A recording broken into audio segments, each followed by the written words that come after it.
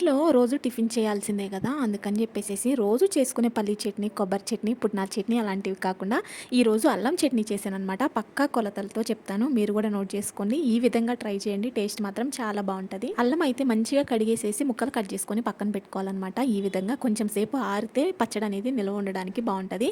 అలాగే 50 గ్రాముల వరకే చింతపండు అయితే తీసుకున్నాను. అది నానబెట్టేసేసి పక్కన పెట్టుకున్న. ఎండుమిరపకాయలు కూడా విరిచేసేసుకొని పక్కన పెట్టుకున్నాను.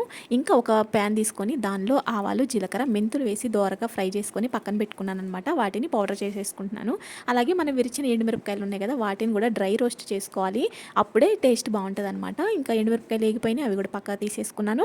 ఇప్పుడు పొడి చేసుకున్న మిక్సీ జార్‌లోనే మనం నానబెట్టుకున్న చింతపండు వేసి దాంతో వాటర్‌తో సహా వేసి మెత్తగా పేస్ట్ చేసుకోవాలి. పెట్టుకున్న ఆవాలు, జీలకర్ర, మెంతులను అయితే మెత్తగా పౌడర్ చేసుకుంటున్నాను. అవి తీసుకొని పక్కన పెట్టుకొని నానబెట్టుకున్న చింతపండు ఉంది కదా! వాటర్‌తో సహా వేసి మెత్తగా పేస్ట్ అయితే చేసుకోవాలి. ఇప్పుడు ఒక బాండి పెట్టుకొని దానిలో కొద్దిగా ఆయిల్ యాడ్ చేసేసి అల్లం అనేది మంచిగా ఫ్రై చేసుకోవాలన్నమాట. సిమ్‌లో పెట్టేసేసుకొని గోల్డ్ కలర్ వచ్చే వరకు అల్లంని ఫ్రై చేసుకోవాలి. అల్లంలో ఉన్న వాటర్ క్వాంటిటీ పోయిన తర్వాత ఇంకా అవి తీసేసుకొని పక్కన పెట్టేసేసుకోవడం. అల్లం ఎంత మంచిగా ఫ్రై అయితే అల్లం పచ్చడికి అంత టేస్ట్ అనేది వచ్చిందన్నమాట. ఇప్పుడు మనం మిక్సీ పట్టుకున్న చింతపండు పేస్ట్ని కూడా ఈ నూనెలో వేసి బాగా ఫ్రై చేయాలి. చింతపండు వేగుతూ ఉంటుంది. ఇంకా దాన్ని స్టవ్ ఆఫ్ చేసేసుకొని మనం మిక్సీ అయితే పట్టుకోవాలన్నమాట. ముందుగా అల్లము అలాగే దానిలో వెల్లుల్లిపాయలు వేసి మిక్సీ పట్టుకున్నాను.